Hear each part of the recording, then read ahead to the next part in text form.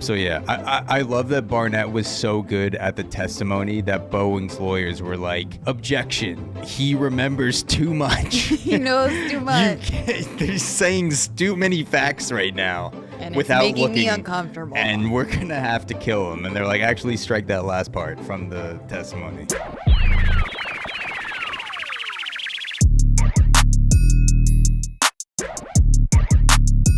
The thing is that would work in today's society. If you had to lose weight to get on Wi-Fi, people would be like doing weight cuts, like UFC fighters outside the building. They'd be like 2 pounds left until I can get on Instagram. There would be even more of an Ozempic shortage across the nation. 100%.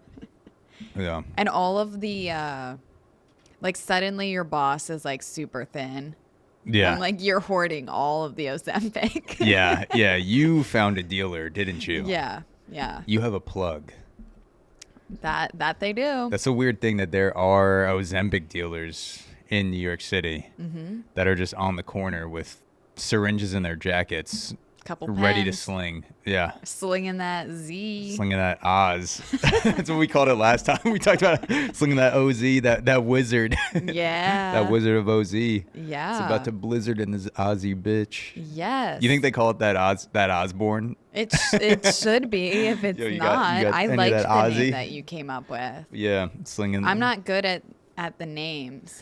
I thought that it came natural to you. I mean, there had to be a conference for like coke and crack coming up with the names because you can't say, I want some cocaine, please, because the police could just trace your text. So there had to be some sort of tribunal among drug dealers and drug addicts where they just went, we're going to call henceforth smoked cocaine crack.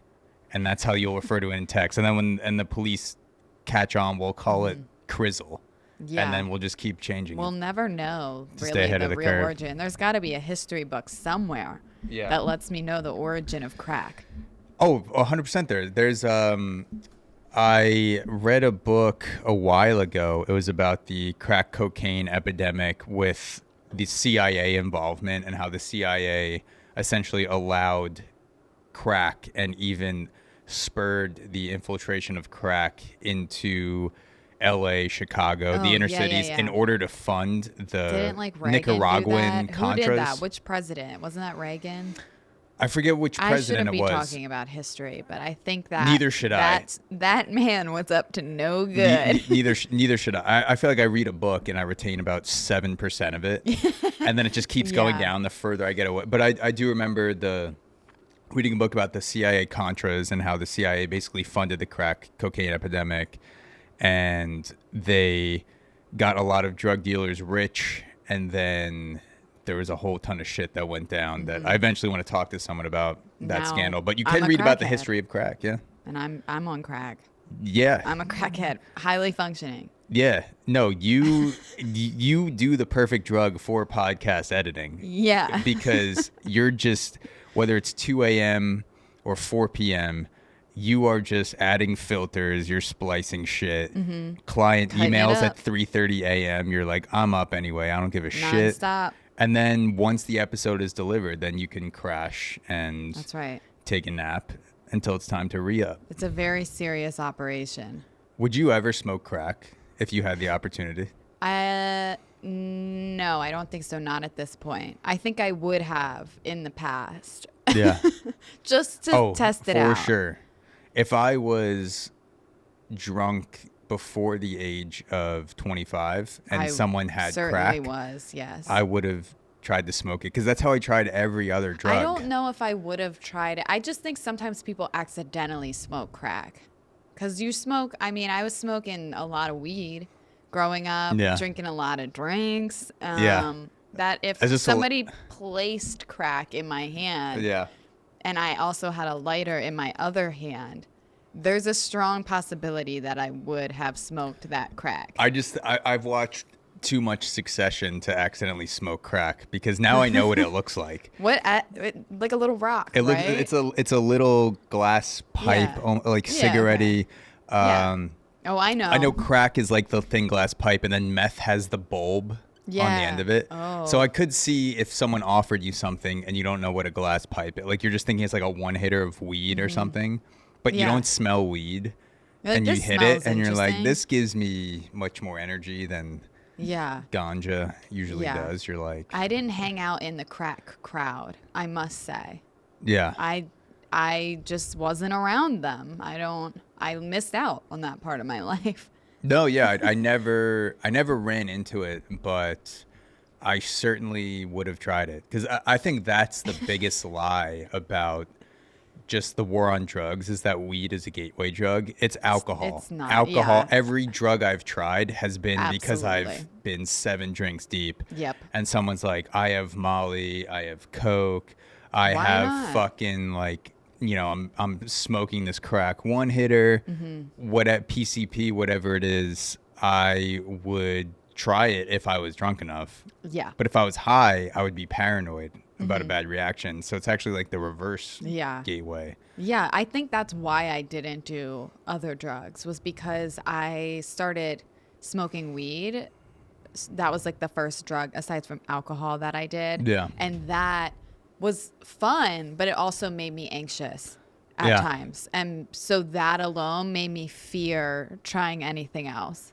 Do you think that's how Kate Middleton was walking so fast in the video that got put out? Cause she just smoked crack. She's coming off of abdominal surgery and she's strutting through the farmer's market, just walking 14 miles an hour on crack. Listen, if that was Kate Middleton. I don't think it was. Yeah. Tinfoil hats. Our tinfoil hats are firmly attached to our heads. Strap in, everybody. Yeah. We are still not convinced that Kate Middleton is alive. We're going to give a brief overview, just, you know, maybe a 5-7 minute segment on Kate Middleton until the real Kate stands up. Until she joins us on the podcast. Yeah. That we have not seen. When will she just get on camera and say something to the people? There are people that want us to believe that she is on camera. That is not what I'm talking about. I need a full press interview. No. Yeah. I need her in one of those dresses that she wears, because she always wears a solid color dress. Yeah. And a hat on a couch. And I need to ask her questions. What did you think about the video that came out? This is probably, we're recording this on March, It's the 20th. 20th? Today. And the video dropped. Don't you have the calendar on your MacBook? Yeah, but it's not up right now. What? The new MacBook is... They don't show you the calendar on the new MacBook? They do, but I've had one shot of whiskey and I'm not seeing too straight right now.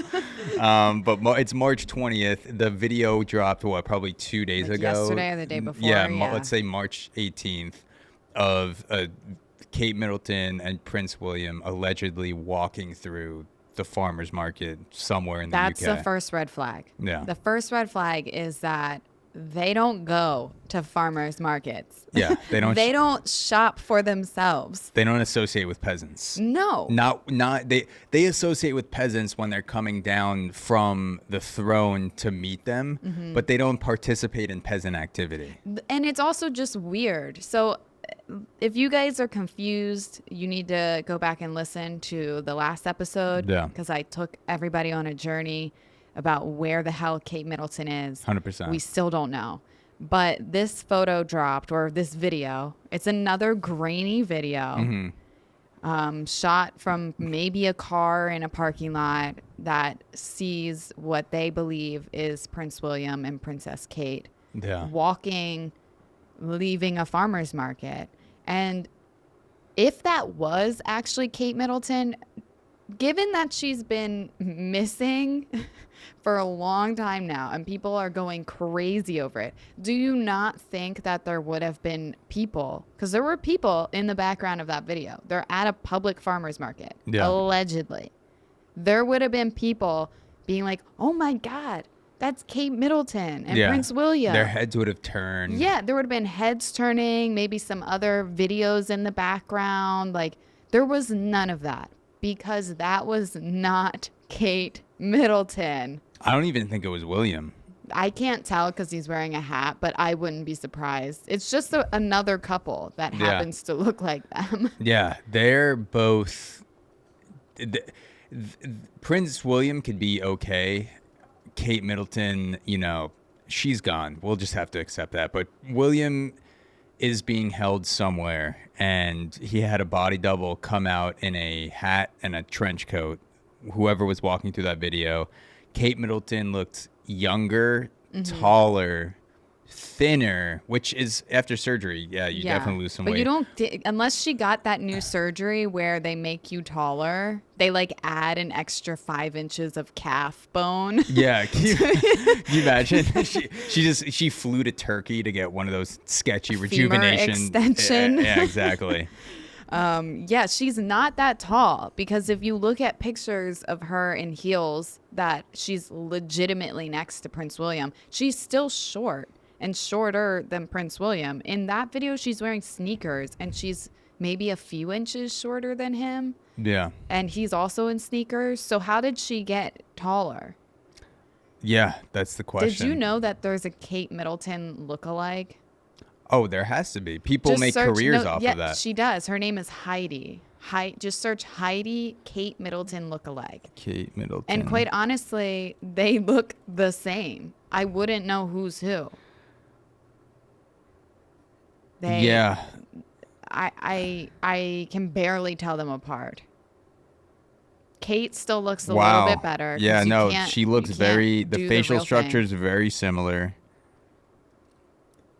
I mean, it could easily, the thing is, if someone's walking or moving in a video and it's not shot with a close-up, you could make 40% of the population who has blonde hair look like me. If you just do some camera work, if you don't zoom in all the way, find someone my build, same thing. You just take a person who kind of looks like them, and then you dress them up, you teach them how to walk.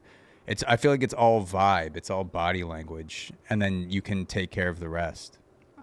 Katie Holmes is making that money. Katie Holmes has secured the bag. You think she's the lookalike? She got nothing. Scientology has nothing on Katie Holmes. She's out here being Kate Middleton's replacement, doppelganger replacement. Do you think that's that's her tinfoil hat, is that Katie Holmes has become Kate Middleton? I don't think that Katie Holmes would do that, because Scientology and the Royals, I mean, there's a thin line between them. Yeah. And I think she's anti-cult.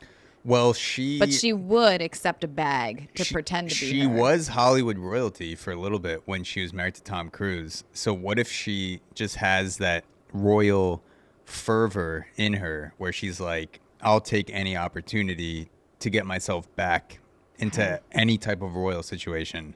I don't think so. I think she wants to stay far away from that. But I do think she would accept a check to pretend to be Kate in a photograph.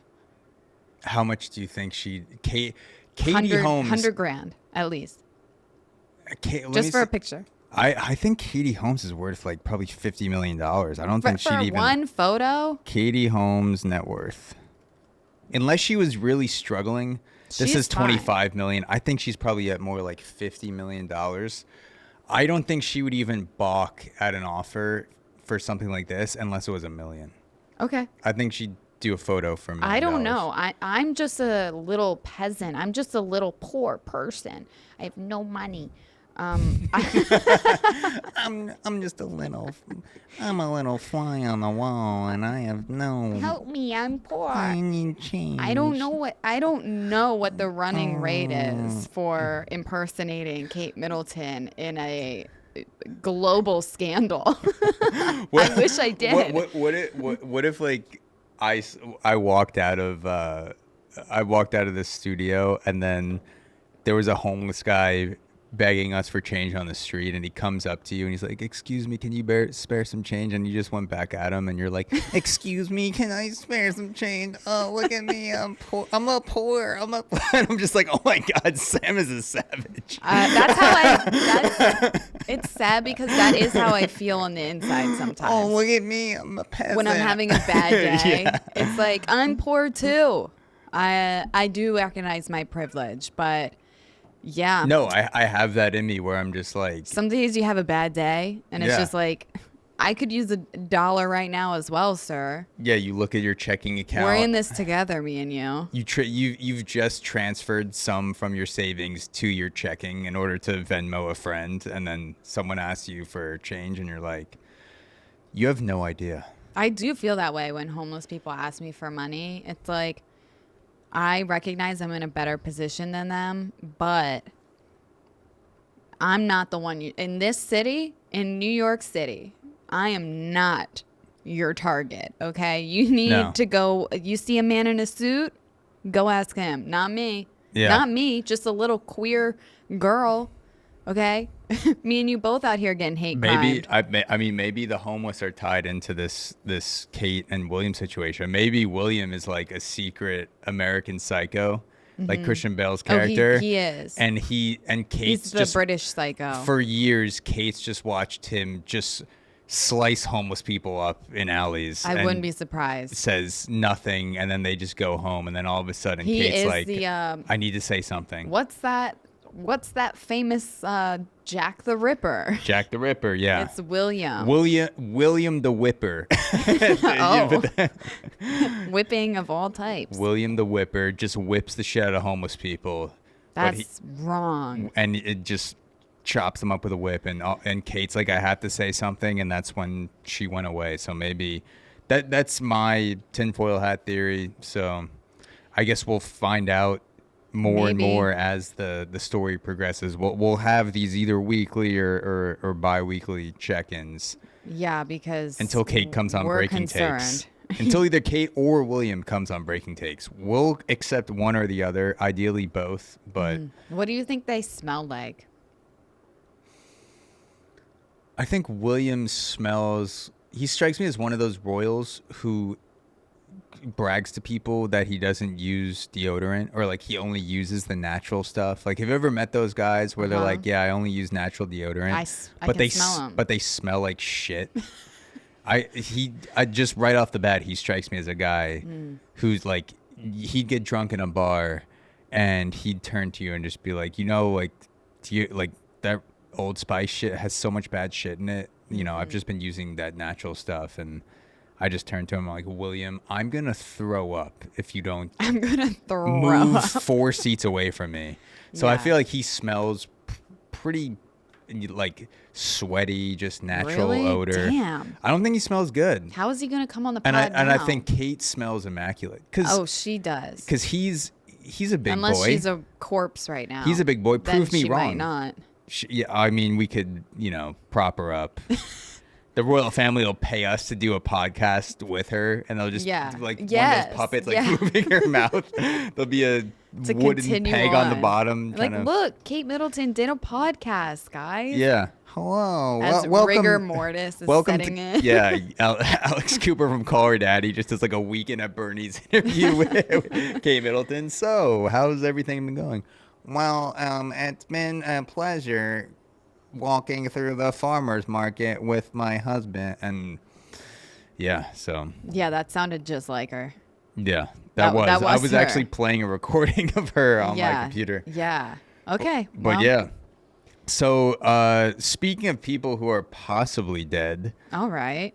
I don't know if you've heard about the Boeing whistleblower that committed suicide this past weekend. I have not read into the story, but I know of it, so I would love for you to elaborate. So let me elaborate, and we'll discover the story together. So there's a Boeing whistleblower, John Barnett, who was found dead in his car from a self-inflicted gunshot wound, quote unquote, suicide.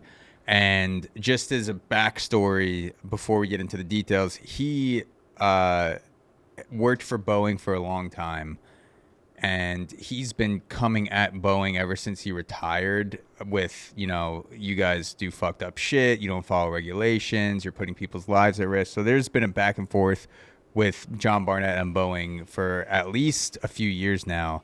And so recently he was in a position where he could give official testimony that could be used in court against Boeing, and that's when this whole story happened. So Boeing whistleblower John Barnett found dead in the U.S. This is from the BBC, and they write, a former Boeing employee known for raising concerns about the firm's production standards has been found dead in the U.S. John Barnett worked for Boeing for more than 30 years before retiring in 2017. In the days before his death, he had been giving evidence in a whistleblower lawsuit. He had been giving evidence in a whistleblower lawsuit against the company in the form of a deposition.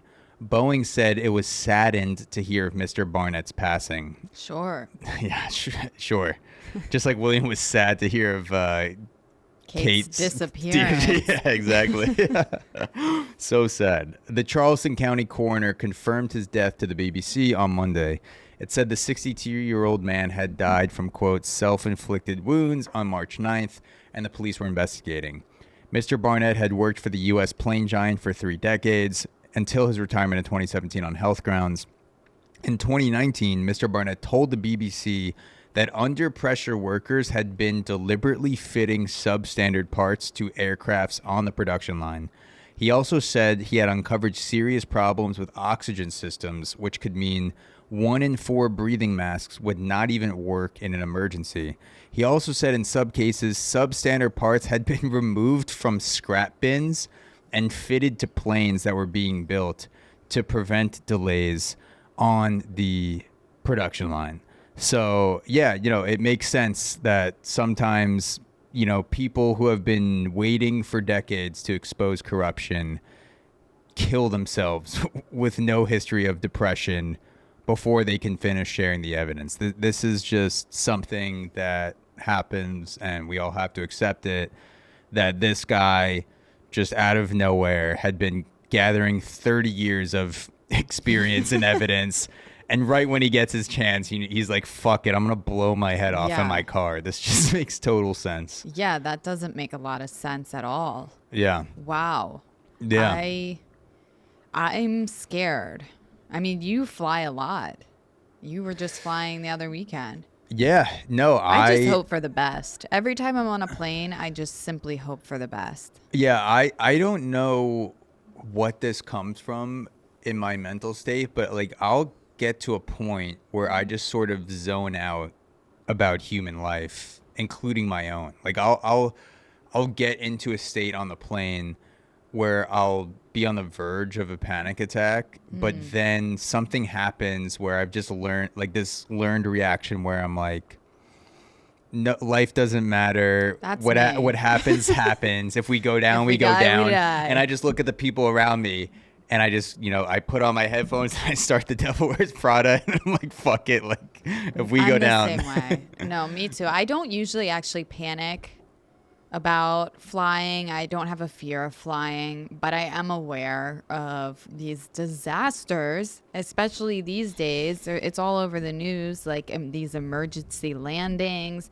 I was going to say Alaska Airlines, but now I think it's like multiple airlines that have had issues. So yeah, I just get on the plane and hope for the best. Yeah. No, and people, I feel like people don't realize, like you're reading this story, and even I was thinking this, like, Boeing, if they had problems wrong with it, they could just, fix the problems, and this guy gives them some heat. Maybe their stock price drops a little bit, but then they're back to normal. But like when you're a company like Boeing, and especially in the airplane industry where you're flying planes that were built 20, 30 years ago, and it's so expensive to build another fucking plane. Like if something came out, like someone who's testifying against you with evidence, and you were doing this for 30 years, and all, like, it basically makes all of your planes inoperable based on standards, you're done. And Boeing is not just an airplane manufacturer. They do weapons, they do fucking, I don't know, like solar panel, like they do so much shit where it's like there are so many rich ass people that have a direct incentive into Boeing doing well. Yeah. Where it's like a guy like this to them is just like, yeah, like let's just fucking get rid of that dude. Yeah, I know some airlines, like more than half their fleet is Boeing. Yeah. So now you have somebody that is calling Boeing out for not being safe. Yeah. And so what happens if all that goes through? Now they have to take half of their fleet out of operation, which means a dramatic loss in income. Yeah. So, or we could just kill this one guy. I mean, from a business perspective, what Boeing allegedly did to this guy is a smart move on their end. Smart business decision. It's like not $1 trillion loss. Human decision, but they're gonna sue him. They'll give the family $10 million to shut up, and as opposed to losing, $400 billion or whatever it would have been. Do you think that they could have just paid him off? No, he seemed like the type of guy. He worked for Boeing for 30 years, and I think he was on a vengeance. Yeah, I think this was like the next. You know how like people retire and they're like, "This is my next purpose in life." I think he'd worked for Boeing. His passion project was taking down Boeing. Yeah, he'd seen all the fucked up shit. Like he not only had the evidence, but he had the experience. And we'll get into more details of the story too, like why Boeing. Well, I know one essentially thing, had to take this dude out if they didn't want to go bankrupt. Didn't he tweet or didn't he say something like a day or a week before he got killed or whatever? He allegedly committed suicide. That he was like, "It's if I die, it's not a suicide." John Barnett told a close friend before the deposition, "If anything happens to me, it's not suicide." And then he just randomly comes up and then he committed suicide. Yes. Okay. Yeah, that's exactly what a suicidal person sounds like. They're saying things like, "If anything happens to me, it's not suicide." They're constantly warning their friends, "They're after me. Please don't let them get me. I need protection." I mean, this is suicide 101. Like, this is people with suicide, they don't try to hide it and then do it when you're least expecting it. They're calling you at 2 a.m. in the morning being like, "Please, they're after me." And then they end up dead in their car. Yeah. Yeah. Insane. Well, tell me more. So last week, Barnett gave a formal deposition in which he was questioned by Boeing's lawyers before being cross-examined by his own counsel. He had been due to undergo further questioning on Saturday. When he did not appear, inquiries were made at his hotel. He was subsequently found dead in his truck in the hotel car parking lot. Speaking to BBC, his lawyer described his death as tragic.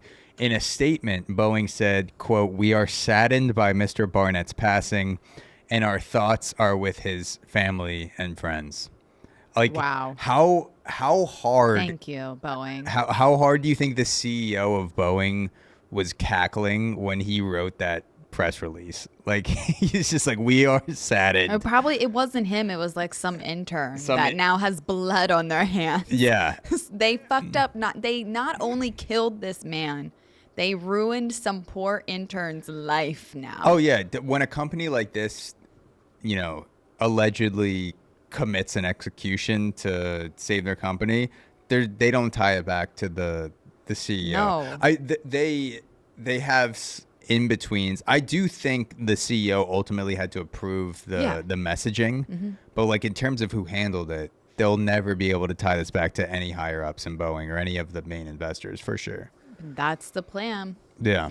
Well, I'm scared, but I'm also not. It's not going to stop me from going on a plane. However, knock on wood, nothing better happen. I'll be real pissed off if I get on a plane and shit starts acting up. I'll be pissed off as fuck if I die in a plane crash. Well, yeah, I just hope it's quick. What I fear most is that we land in like the middle of the jungle and then I'm like one of the sole survivors. And now I have to starve slowly to death and like hike through the jungle in hopes of survival. You have to outrun an uncontacted tribe that's just fucking like shooting. It's like, please, if the plane goes down, let's go down with some force, okay? Yeah. I don't want to be the sole survivor. I want to go out. I want it to be quick. Is there a point, like, let's say the plane's going down and the pilot he's screaming, he's like, "We're so fucked." He's on the speaker like oxygen masks don't matter. This is so fucked. Everyone's fucked. We're all done. Is there a part of you that just puts your headphones on and finishes the movie. Like, I don't want to go out in a panic. Cocktails. Yeah. Bring the cocktail like cart back as the plane is nosediving and the cart goes past you, you just grab like grab as many Jack Daniels airplane bottles as you can. Yeah. You just put down like 5 of them, and you just put on your headphones and you finish that Anne Hathaway movie. And you go out. Like, I don't want to go out in a panic. Like, I don't want to be in a panicked state. I just want to, I want to be like watching The Devil Wears Prada and then the lights go off. I would like for that to happen too. I guess it depends where in the flight catastrophe begins. If it's like right at takeoff or at landing. But let's just say, for the fun of this, that we're pretty high up. We're like mid-flight or something.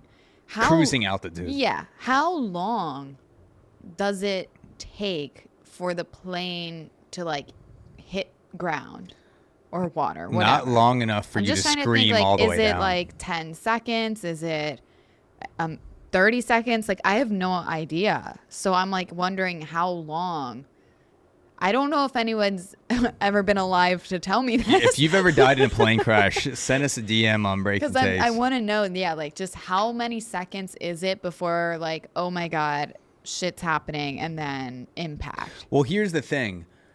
If you're at cruising altitude, I have no idea if this is true, but let's just say it takes you 2 minutes to crash if you just start noticing. That's a lot of seconds. But like, you're going to scream for what? Maybe like 30 seconds to a minute.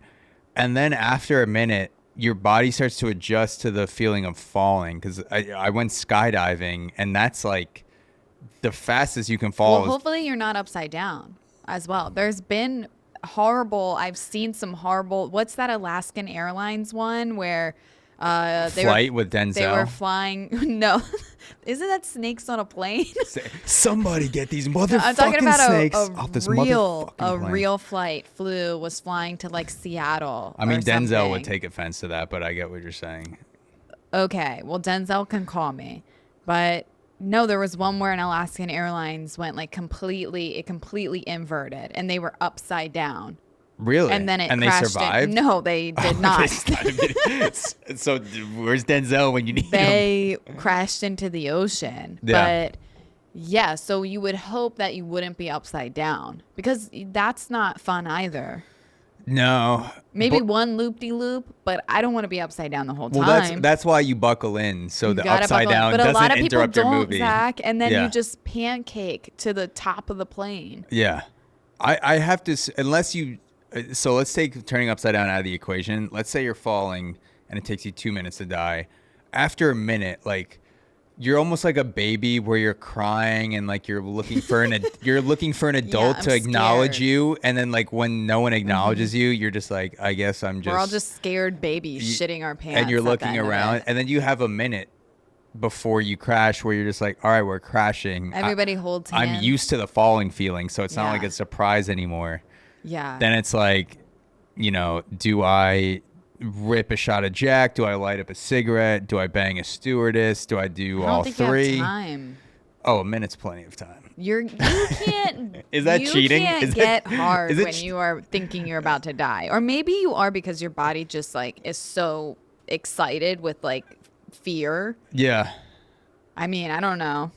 I don't have that ability. I guess that's the good part about being a man, is that I've never been in fear in a sexual situation. That's the benefit. Yeah, I guess. Being a man, And I've never been having sex being like, I could die right now, which I know a lot of women have luxury that you have dealt with. I've always been like, this is cool, Yeah. I'm not scared. That's how it should be. I'd have to have like, I guess as a straight man, I'd have to bang a UFC fighter.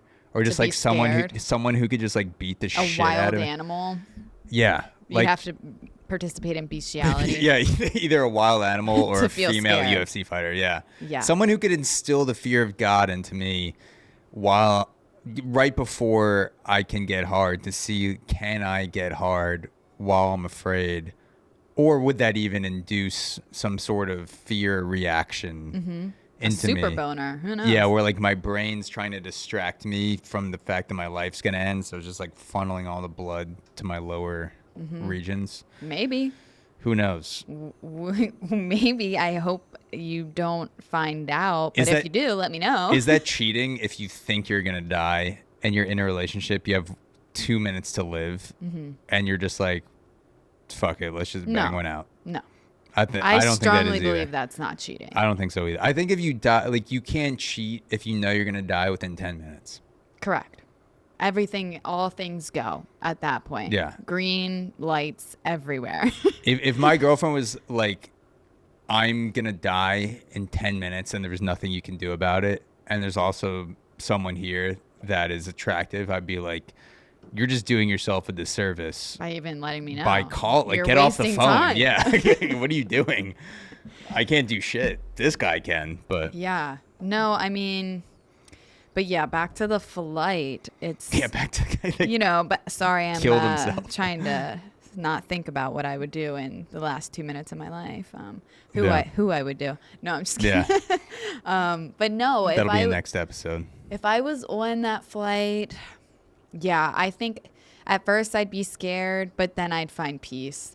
I'd be like, if anything, just crank the speed up. Can we go down any faster? Yeah. Can we make this happen any quicker? You'd almost want it to be like a roller coaster drop where it's like, it's not scary. Like the rush overtakes the fear. Mm-hmm. You want it to be like, all right, if we're going to crash, like, let's fucking crash. Like, stop trying to pull up. Like, no. Fucking lean into it. I know it's your responsibility to try and land this plane, but if it's really a slim possibility, let's just get it over with. Yeah. Also, I think the thing I would be scared of the most is like to be one of those people that's like, your 80% of your body is charred, but somehow you're still like, that's what I'm saying, slightly conscious. I don't want to be like that.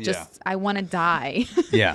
I say that all the time too, like thinking about an apocalyptic scenario. I don't want to live during I don't want to be a survivor. Like I want to die instantly as the apocalypse comes. I don't want to see a zombie. I don't want to become a zombie.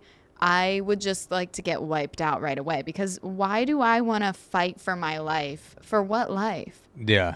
Just constant fear of zombies and radiation and whatever else. I don't want to be food scarcity. I don't want to be in the in-between. And by that, I mean, I either want to be near the blast, like if it's some sort of nuclear apocalypse, I want to be on the rooftop of my Brooklyn apartment during a sunset. I see the mushroom cloud, and I just have a cigarette and a bottle of whiskey, and I'm just getting buzzed as the shockwave just overtakes me and disintegrates me. Like I want to, or I want to be so far away where it's like you kind of have time to prepare. Like you're in fucking like Japan, and you hear a nuclear blast went off in New York, so you're like, okay, the world's ending, but we still have some time. I don't want to be in like Connecticut where I'm still getting some radiation. I'm probably going to die sometime in the next 2 years because of all the radiation. People are looting and shit. Like everyone's trying to kill each other. Pure chaos. I want to have a good span where I'm going to be alive, or I just want to fucking go out in the blast. I don't want to be, kind of on the precipice of one of them. If I do live, I'm rounding up the lesbians and we're stealing a minivan. And I think we have a good chance that way. How long do you think lesbians would survive in an apocalypse? The whole time. If you Not think all so? of us, but most of us. Not all of us. The ones that I don't like, they can die right away. Yeah. But there's some specific, like my friends. I mean, we're living. Better yet, we're thriving. I would love that if I'm just wandering through the woods during an apocalypse and a wolf attacks me, and then like someone kills a wolf, and it's just a group. I'm like, it's who like the fuck did that? And I look woman back. with a mullet. Exactly. And she's just like, where are you coming from? And I'm like, I don't know. He's like, well, if you want to survive, come with me. And then I just walk in, and it's just a bunker of You're lesbians. the only man there. Yeah. I mean, we're like, well, we got to keep this one around. I mean, just in case. From my the sparse research that I've done on the lesbian community, I know that the stereotype is you want to move in with each other quickly. And that's basically an apocalypse situation We're all to the moving max. in. So we're all bunked together. is that stereotype true? Like, do you feel like you go It out is. on lesbian dates and by the third date, they're like, all right, your place or mine? Like, where are Yeah, we? it's very true. I don't think it's true for me, but I could be lying. I don't think it's true for me, but I'm also a fucking liar. I don't feel like it's true for me.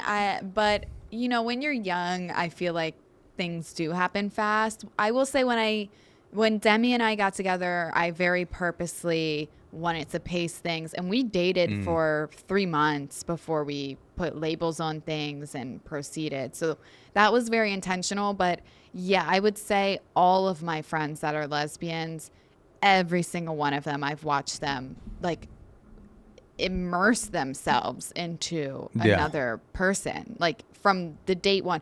What do you think that is? Because like as a straight guy, there will be, and it's different now because my girlfriend is international, so we moved in pretty quickly because she finished her PhD and she was like, well, I mean, I either have to get another place in New York. Because you guys identify as lesbians. Exactly. We identify as lesbian. But if there was another girl that I was dating from New York and she had her own apartment there when we started dating, I would be like, yeah, I'm good living apart for a year, even, 2, maybe 3. Like, I know people that have been together for 2 or 3 years that live 4 miles away from each other. Mm-hmm.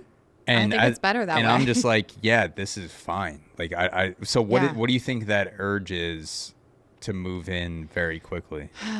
Like when you feel that because I don't know what that's like. Like I've never been that quickly where I'm like, I need to move in. I don't really feel that way, but I will do my best to maybe try to explain how my friends feel. Because for me, Demi and I dated for 2 years before we moved to New York and moved in together, which was also its own thing, moving to a different state and trying it for the first time. But I think it's one that women like to talk.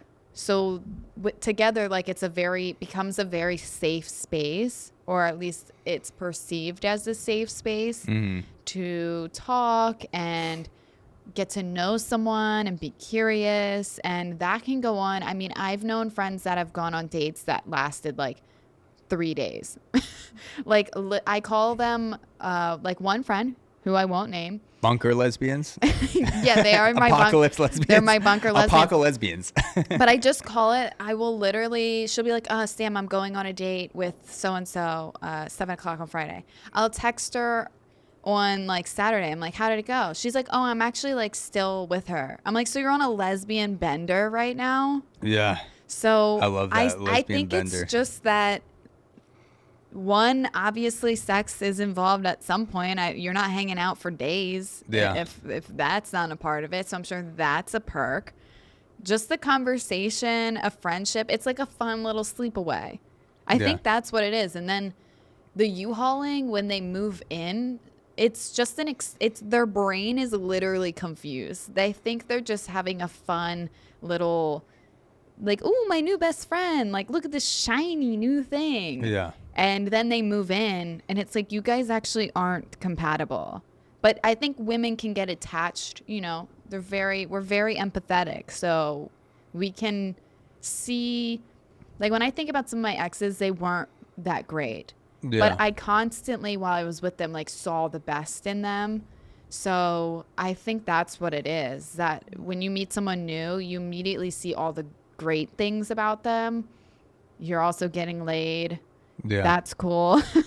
But there's that extra layer of immediate empath that I don't think you get in straight relationships. No. Or at least that I haven't experienced it to the point where I'm like, oh my God, I get this girl so much in 3 dates. I'm always like, yeah, like if my friend asks me, I'll say that I like her or, I really like her. But then there's also a part of me where I'm still a player in these streets and we'll see what happens. Yeah. And I think it's comfortability. Like with men, I don't know. I always thought it was me just being a lesbian that I didn't fully understand men, but I think all women are like that. And so, yeah, when they date men, it does take longer of like, I don't even understand this guy. Do I trust him? Blah, blah, blah. With girls, you can pretty much right away, like even as just friends, right away, I know if I think you're cool, if I think you're attractive, like you can check off boxes really quick. And then that leads into other things, but it's, give it a few weeks and I'm sure you're going to start figuring things out you don't like so much. Maybe it is a biological fear thing because if you're a woman moving in with a woman, there's a pretty good shot that she can't kill you, or if at least it'll be a good fight. Whereas I feel like if you're a woman dating a man, you're spending the first few weeks, maybe even a few months. Is he a psychopath? Yeah, like is this guy gonna fucking like turn on me one night and just murder? Like if a woman is murdered, what is it, like a 70% chance it's her spouse or boyfriend or something? So it's like you're figuring out, is this guy gonna snap and just murder me in the middle of the night? So that's probably in the back of your mind, thinking about, do I want to spend 24 hours a day with this person? Where if it's like male on male or female, actually I don't know if gay people, like gay dudes, move in with each other quickly or if that's just a lesbian thing. But female and female, gay men have their whole other issues. I don't know if they do that. They do a lot of sleeping around, a lot. They do a lot of intermixing with like, they're like, oh, this is my ex-boyfriend who's now dating my other ex-boyfriend and I'm dating their ex-boyfriend. There's a lot of that in gay world. Yeah. And I'm saying this as someone whose best friend is a gay man. So I'm just a witness. Yeah. I mean, I think that's also just being a guy too. Is like walking into a bar and you're like, wait, everyone else in here also wants to fuck? We and all you're just like, oh other? My God. This is my dream. Yes. So I don't think they don't really do the U-hauling. It's women because we just kind of want to talk and keep talking and talk some more and then maybe have sex and then talk some more and then maybe have sex again and then talk some more and then order takeout. Yeah. And that's pretty much how it goes. That makes sense. Well, I'm glad we went down that tangent. That just shows you the breadth of this show, is that we can start talking about a Boeing quote unquote suicide and then end up diving down the foundation of lesbian relationships. That's what makes Breaking Takes so unique as a show. Do you want to hear sort of like some juicy details about the actual testimony that may have led to Boeing taking this person out? So let me backtrack a little bit just to remind people. So the testimony happened, the first day of testimony happened. John Barrett was supposed to head back to Louisiana, where he was driving in from. The testimony took place in South Carolina. The Boeing lawyers were like, no, we want you to stay another day. And then that night, between his hotel and his car, something happened, where he allegedly blew his head off. So that's kind of the timeline of what happened. And then Boeing did that press release. Before that, Barnett also told his friends, if anything happens to me, it's not suicide. This is some details from the actual testimony. So that Friday, this is last week, so last Friday, Barnett's testimony ended around 5 p.m. and the parties reconvened an hour later. John was really tired and didn't want to testify anymore that day, says Turkowitz. He wanted to drive home to Louisiana starting that evening, as he had planned. He told his mom that he'd be home on Sunday, and it took him 2 days to drive home. I suggested that we break for a week or two, but the Boeing lawyers took the position that no more depositions could be taken until Barnett completed his testimony. So I love that Barnett distrusted Boeing so much that he chose to drive for 2 days from Louisiana to South Carolina to give this testimony rather than get on a plane. But I think it's like a 40-minute flight. Yeah. That's crazy. So yeah, the testimony, he was supposed to have a break and the Boeing lawyers were like, no, we need you to finish. So that's what caused him to stay another unexpected night. And then it goes on. The previous day, Barnett had been on a roll as a video camera recorded the testimony. Quote, John testified for 4 hours in questioning my co-counsel Brian, said Turkowitz. And Turkowitz, I believe, is the lawyer on Barnett's side. Quote, this was following 7 hours of cross-examination by Boeing's lawyers on Thursday. He was really happy to be telling his side of the story, excited to be fielding her questions, doing a great job. It was explosive stuff. As I'm sitting there, I'm thinking, this is the best witness I've ever seen. At one point, says Turkowitz, the Boeing lawyer protested that Barnett was reciting the details of incidents from a decade ago and specific dates without looking at documents.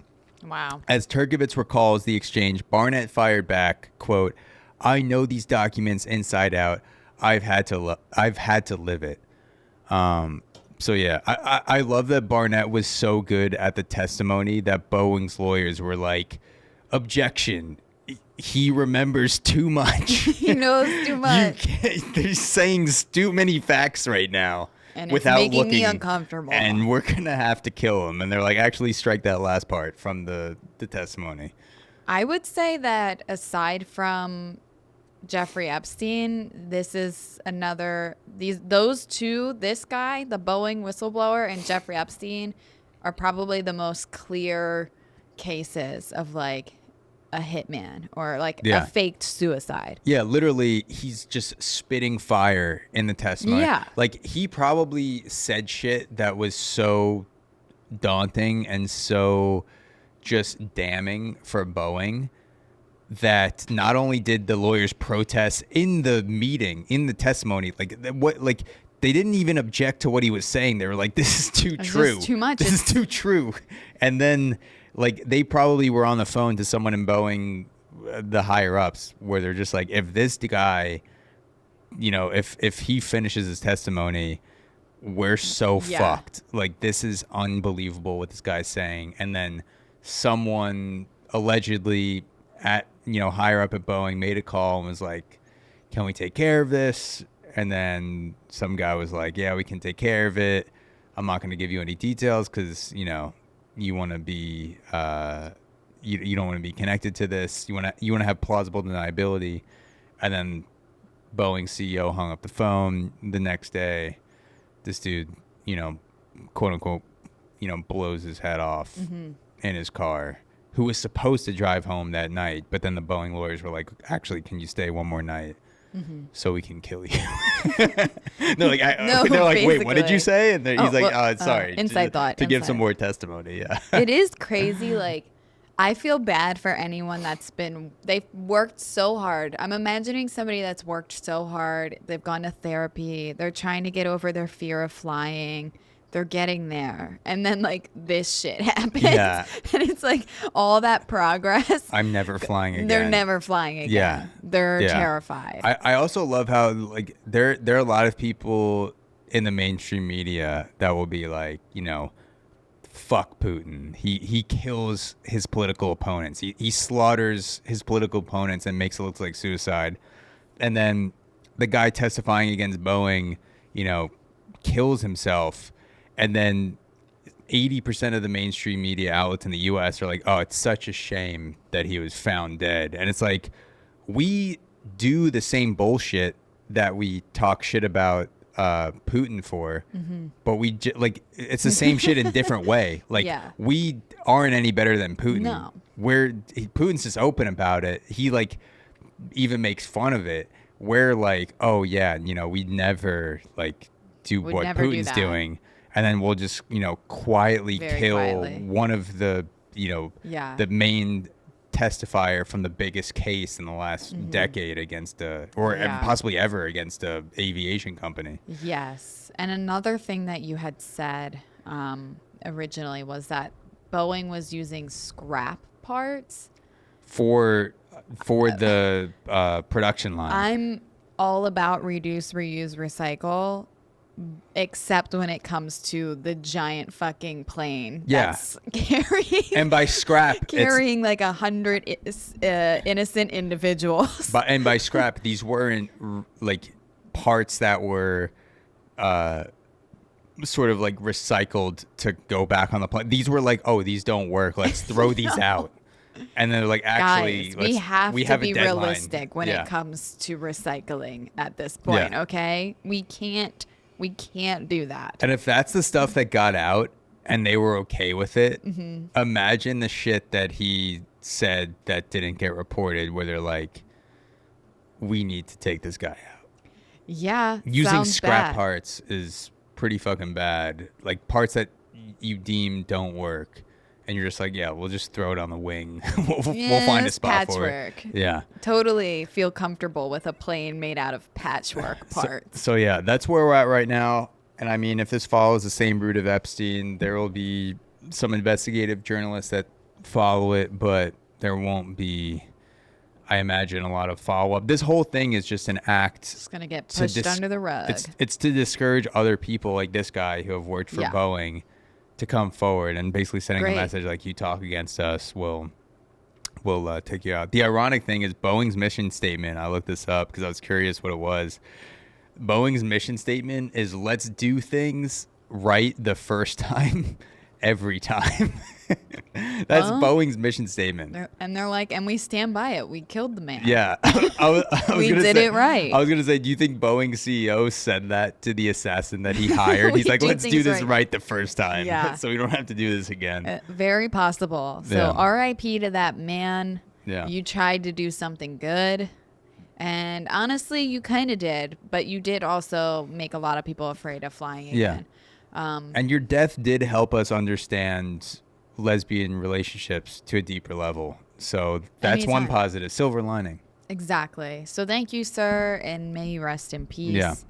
And fuck Boeing. Safe flying out there. Yeah, I'm flying this Saturday. So great. I'll tell you how it goes. All right. I'm going to see my brother before he has a baby in Florida. So because you want to see him one last time before there's a baby around, just because when the baby goes down or gives birth, as they say, it goes down. The going down already happened, right? Yeah. Zach. Now there's a baby. Just like when it actually happens, it's going to be a shit show. My brother's having a baby too. Are you going down for the birth? Well, or up. It would be down because they are based in Maryland. Okay. I'm going home next month for the baby shower. Okay.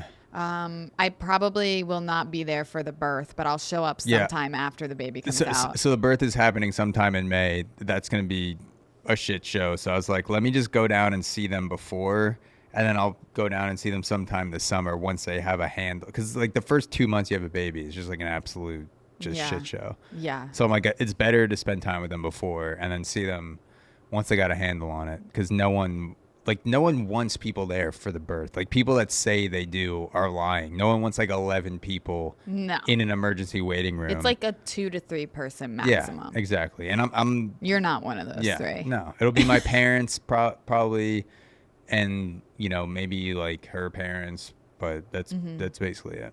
Yeah, I feel the same way. I wouldn't want anybody. If I was giving birth, I wouldn't want entourage. Yeah. But, I'm not giving birth anytime soon. I mean, it would be great live podcast content to give for birth. Sure. Yeah. Wow. Especially Record me, who, as an individual that never wants to give birth. Yeah. Just to give a documentary. Yeah. But anyone can do it. No. But in other news, something that could lead to pregnancy. Yeah. Fuck yeah. Do you have a foot fetish, Zach? I have a toe and finger fetish for sure. Oh, wait. Okay. Yeah. All right. I like squeezing toes and fingers. Oh, okay. Yeah. Squeezing. Yeah. All right. Well, let's see if you like this story. So an Oklahoma high school fundraiser has been getting a lot of press, and a school is currently under investigation for hosting a fundraiser where students licked peanut butter off of feet and toes to raise money. So that was the basis of the fundraiser? Yes, it was. Okay. I actually don't know That's a really good question, like how they raise money from that. Because I was thinking in my mind that it was... People were paying, signing up. I was thinking it was something else, like a cancer fundraiser that some shenanigans went on and people ended up licking some toes. But like, no, they advertised this as a peanut butter toe licking fundraiser. Yes. Okay. So a video from a high school fundraiser of students licking toes has gone viral online, and it's got parents up in arms while investigation seems to be starting up. Here's the deal. During a fundraiser earlier this week at Deer Creek High School in Oklahoma, several students appeared to get on even lower than their hands and knees. They got on their stomachs to lick peanut butter off the toes of other students. Okay. And then in this article, which is from TMZ, by the way, it says, check out the video. So I did check out the video, and it made me just burst out laughing because it's just a very short 20-second video. Yeah. You could probably Google it or YouTube, just like Oklahoma foot licking contest. And it's a video that a fellow student is taking of their peers. And at one point, they're licking the toes, and the person taking the video goes, "He's devouring her." And it made me laugh so hard because that's probably the first, but certainly not the last time that student says that. No. But yeah, so what was the fundraiser for funds for the school, or I think it was for something larger a good than cause? that. Okay. Yeah, a good cause. So the video though is caused like a firestorm online. Okay. Tons of people are like, "What the fuck?"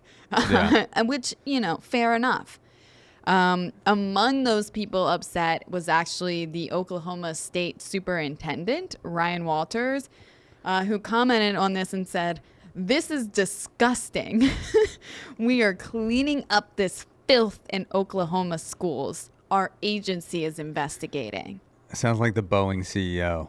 We are so sad that this happened. Secretly, he's like, so gross. Secretly, he's like, I wish I was the one licking the toes. Yeah. Yeah. So the best part is also the school is they're holding strong. They're like, fuck you. We will keep licking toes. Good. They posted a statement that says, first of all participants in the assembly were students. So this was student on student foot licking here, which, all right. Student on student? Yes. I like that. It removes the power dynamic. So it keeps it on even grounds. There you go. Or else we're starting to get into something a little bit. OnlyFans. Yeah. We can't be having teachers getting their toes licked. Yeah. And by students and vice versa. Yeah. Student on student is good. Yes. So all participants were students who signed up for the games. So basically they're saying these students consented to the toe licking. Yeah. No Deer Creek faculty or staff participated in any of the games during this assembly. Good. Many dedicated students have generously Many dedicated students gave generously of their personal time to achieve this momentous accomplishment, which will serve communities beyond the boundaries of Deer Creek. Yeah, and they are. They're serving communities. I love this because when you're raising... I love that they just didn't back down. They're like, absolutely, we won't stop toe licking. You've got to double down. I love that they kept in mind that when you're raising money for a foundation, the only thing that matters is what's the dollar amount that you raise. You want to know the dollar amount? What's the bottom line? Tell me. $193,000. I mean, that's a lot of money. Who the fuck? Is this a high school? Middle? Yes, high school. What high school raises almost 200 grand? I know. You see like 10 grand for a high school fundraiser, bake sale, football game, whatever. Cancer drive. They're and they're capitalizing like, off of this fetish. 100%. They raised 200 fucking grand. Not only did they increase the bottom line and keep in mind that ultimately what matters is the money that you're giving to the cause, they are empowering a community of people who feel unrealized as a foot fetish person. They are giving a voice to the people that are like, I do this for free. And now I see people doing it to raise money. you're making me feel good about my own fetish. Yep. Maybe I'll raise some money. Maybe I'll use my own fetish to raise money for cancer or homeless people or AIDS, whatever it is. I think they're opening a door. They also, I think, created a lot of fetishes that day because I'm just thinking there's a lot of things that I did when I was a teen that now you're going to have adult, to explain a lot. Okay. Wait, I want to know what the thing is that is related to this that made you think about that, where you're like people licking toes and you're like, I did a lot of things too. No, I'm just saying that I think when these kids are like 30, they're going to look back. I mean, they're going to be working through this for a while, I think. I think when you're in high school, you do a lot of things because of peer pressure. And if all your friends are like, sign up, it's going to be so cool. Yeah. You sign up, and the next thing you know, you got Billy Bob and his big toe in your mouth. Yeah. And now, suddenly, you just been deep-throating toes. And that, to me, I mean, these kids need therapy after this. I mean, they're just kids. It's possible. I mean, I think the number one determinant of how much trauma will be caused by this fundraiser is, was it smooth or crunchy? It better have been smooth. You think so? I mean, I think maybe you would want the crunch. I don't know. Well, I was going to say, so if you have smooth, if someone happened to have like a nail or like something on their toe, you would be able to taste it. But if it's crunchy peanut butter, you're like, oh, it's all part of the peanut butter. I can't distinguish the toenail from the crunch. I also want to know if the feet, like, was there a foot wash station as they were entering the... I'm sure. The assembly room. These Gen Z kids, they're all about, the hygiene and cleanliness. Yeah. And if you watch any videos, which I encourage all of our listeners to do so, you will see that these students are not just licking toes. I mean, they're passionately licking toes. They're tempestuously licking toes. They are madly, feverishly, breathlessly licking these toes. Yeah. Because I think it was a race. So they were like racing to get the toe clean of peanut butter. And, they want to win. So it was like a competition? Yes, it was some sort of competition. The school isn't releasing more info because it's now under investigation. I don't know why. Investigation for raising too much money. That and, just parents are like, that's disgusting. So many parents are mad, Zach. I was searching YouTube videos and here I am. I'm kind of like, that's gross. I do think that might have traumatized some of them. But I wasn't. But it was I wasn't like voluntary, that mad. right? Like yes, but like I said, I think a lot of high schoolers sign up for things out of like peer pressure and wanting to be cool. Yeah. And 10 years from now, they can be like, I really wish I didn't have like Jimmy's whole foot in my mouth because he keeps sending me pictures of his feet now, and it's been 10 years. Yeah. So I mean, Jimmy's weird for sure. He should stop sending unsolicited photos of his feet. But if I'm Jimmy and freaking Sarah Beth was down there just deep throating my foot for 20 minutes, I mean, would it be wrong of Jimmy to be like, what that mouth do later? At that age, you certainly could be awakening some sexual preferences in some teenagers, for sure. I think, though, the large majority of these teenagers they'll look back at the licking toes with peanut butter. Like, I'm trying to think of what an equivalent of that could be that I did in high school. Like... I don't think I ever did anything close to that. Like something like when I first started dipping my senior year in high school, and I threw in a dip that was way too big, and then I threw up behind the bleachers. I was like, this is gross, but maybe I'll do it again. And I ended up dipping more in college when I was playing baseball. So I think it could be something like that, where you're just like, all right, this is a thing. we raise a lot of money. I'm not sure how I feel about it. Maybe I'll revisit this in the future. There will be some weird guys, like outliers like Jimmy, that you'll have to, send some aggressive messages to. Yeah. But I think for the most, like 90% of kids, I think it'll just be like they'll look back on it, not with trauma, but just like, I can't believe we fucking licked toes for peanut butter and raised $200K.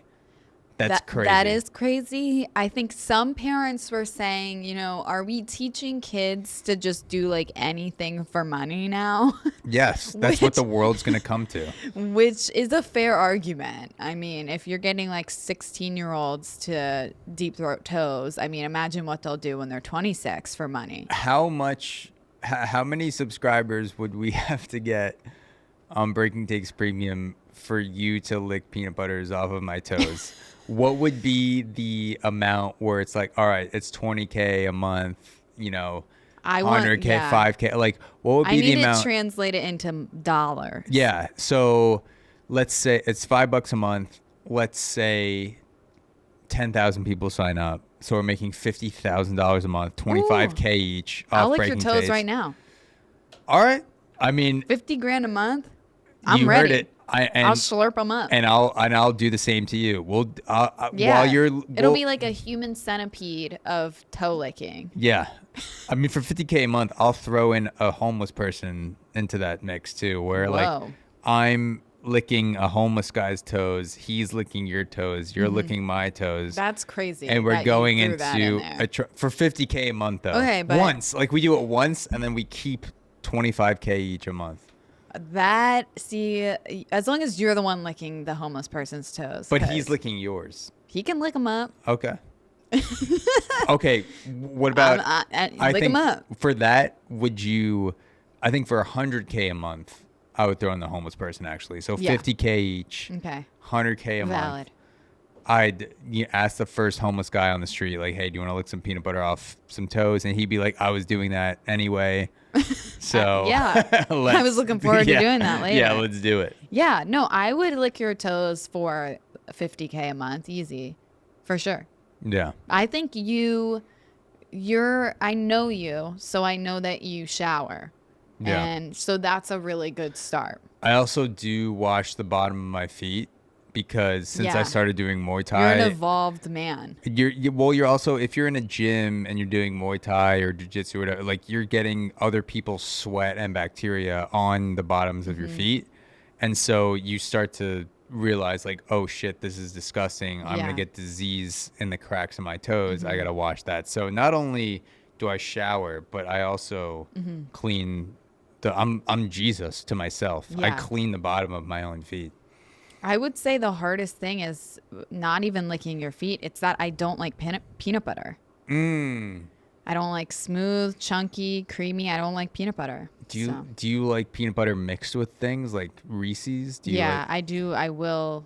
Maybe if we swap like Nutella or something. I was going to say, like, what if I did peanut butter, but then I had a layer of chocolate underneath it? Great. And then I'll do it just for free. I'll do it for free then. And then I went for fun. And then I went outside when it was cold for 5 minutes, and so it like hardened like a little bit. Chocolate bunny for Easter. So it's like a toe Reese's, and then you can just sort of eat.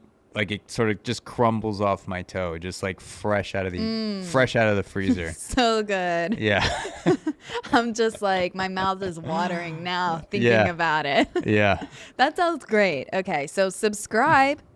Yeah. Subscribe to Breaking Takes Premium if you want to see that content. I'm not even kidding. I actually literally would do that for that amount of money. Are we messing up by not eating food off each other's toes for money? I mean, wait, now that we open this door between us, we're like, wait a second. Let's just end the pod right now and start an OnlyFans. We should. What are we wasting our time for? Also, you don't have to get nude on OnlyFans. There are comedians that have OnlyFans. Like there's I don't know if you listen to Whitney Cummings.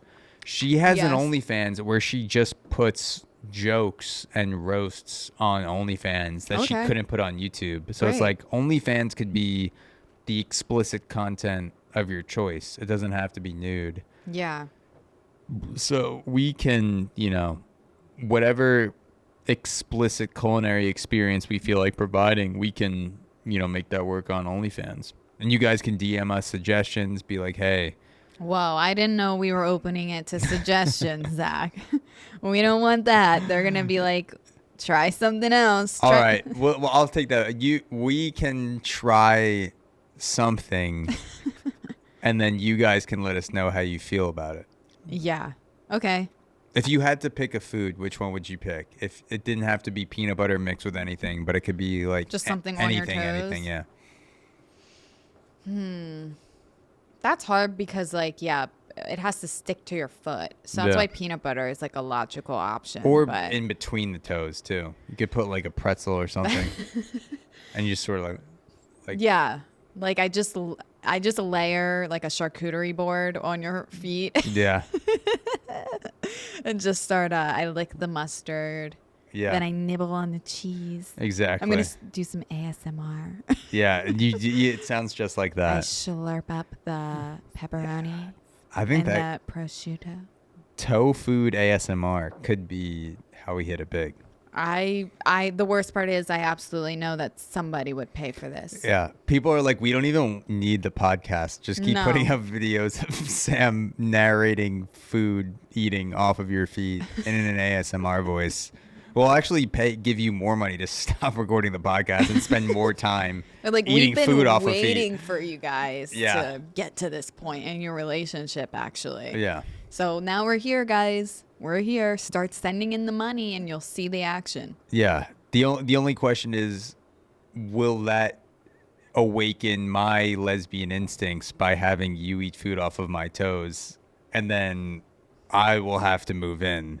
And then that will start like a whole love triangle. Yeah.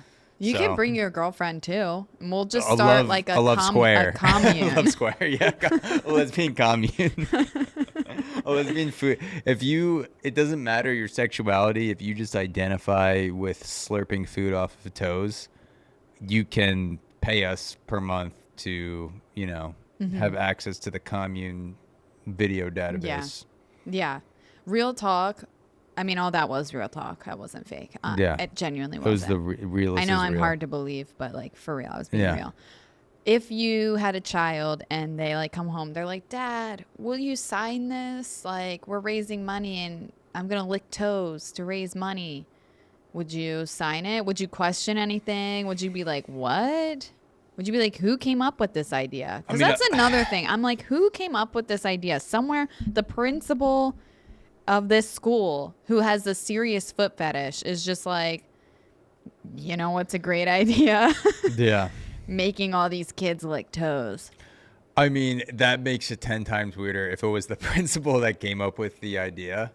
But as a parent, I would say, one, I don't understand everything about your generation. If this is how fundraising works. This is what the kids are doing now? In 2039 or whatever year it is, go for it. Just make sure, people may be filming. Just make sure that like everything, if you don't want to be filmed or recorded, no one's doing any shit like that. You don't want it to follow you for the rest of your life.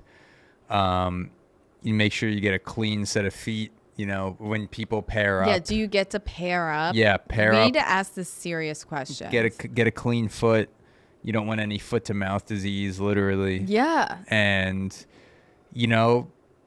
make it fun for the other person. You don't just have to get the peanut butter off the toe. You can tickle a little bit. You can do some moves. You can show them what you're made of. Don't just do it for the money. Do it for the love of the game. That's what I tell my kid. Beautiful parenting. Yeah.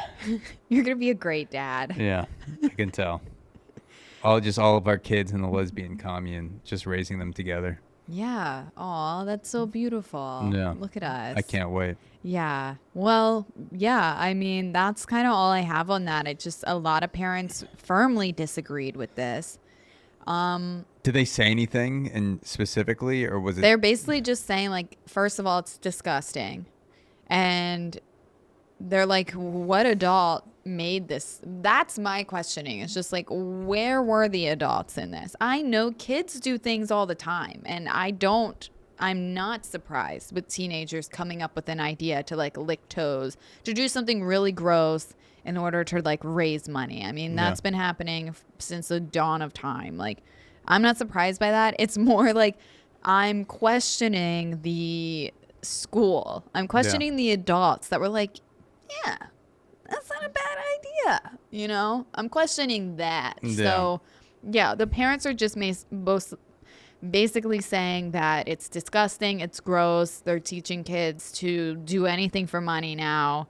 And that's not good for their little sponge brains. I mean, that's the reality of the world we're going to be in the future, is that the corporate loyalty doesn't exist anymore. You got to do what you can to make a buck, to sign a contract.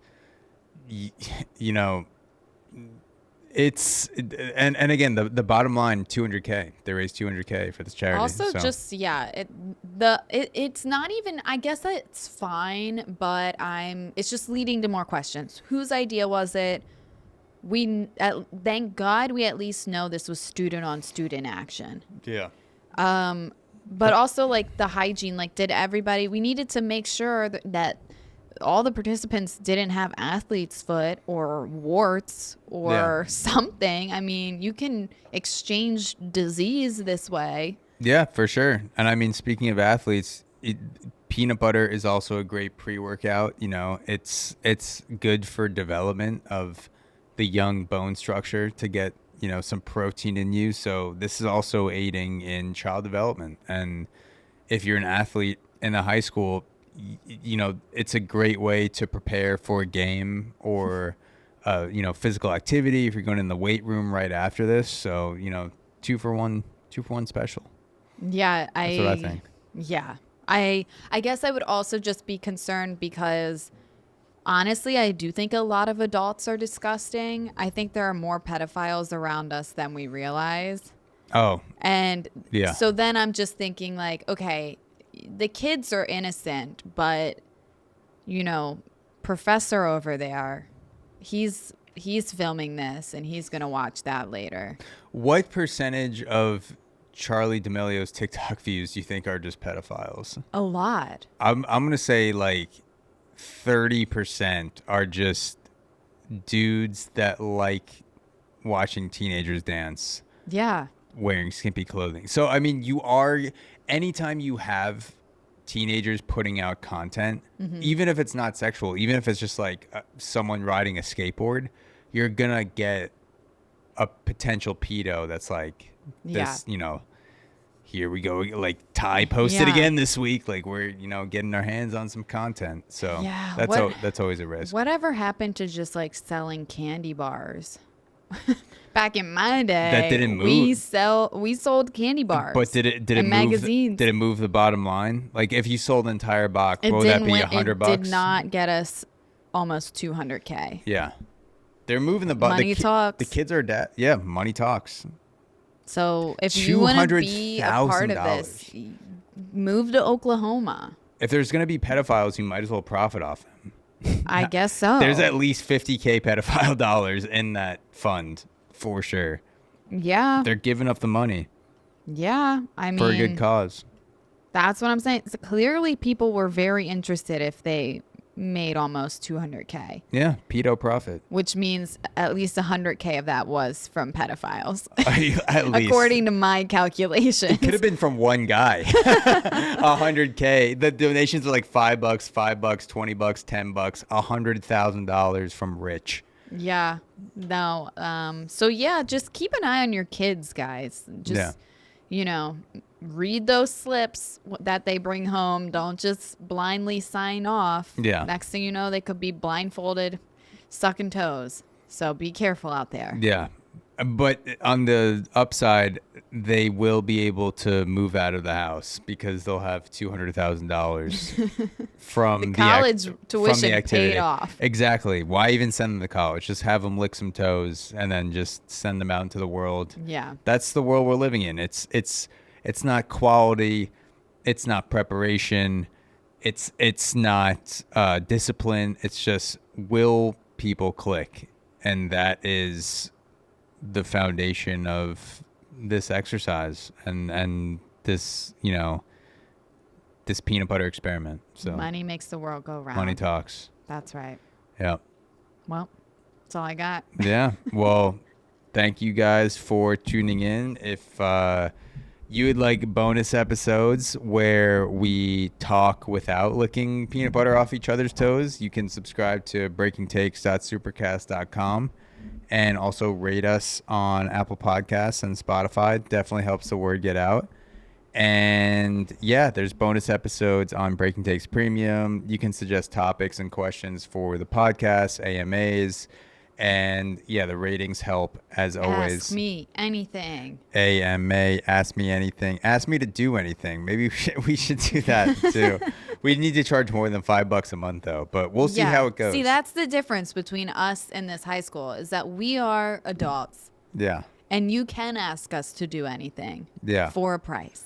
For a price. And we won't come back later and be like, whoa, that traumatized me. No. So sad. Yeah. We're millennials. We exactly. Suck it up. Yep. So thank you guys for joining, and we'll talk to you next time. Bye. Peace.